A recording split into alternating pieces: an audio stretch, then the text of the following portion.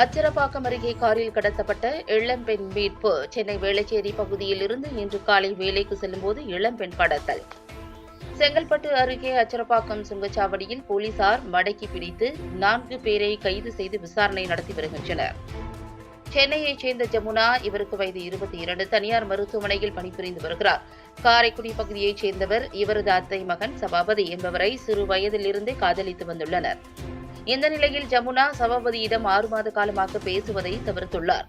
இதன் காரணமாக ஆத்திரமடைந்த சபாபதி தன் நண்பர்களான ஹரிஹரன், அஜய், ராஜேஷ் ஆகியோருடன் இணைந்து காரில் கடத்தி சென்றபோது போலீசார் மடக்கி பிடித்து கைது செய்து அச்சரப்பாக்கம் காவல் நிலையத்தில் வைத்து விசாரணை மேற்கொண்டனர்.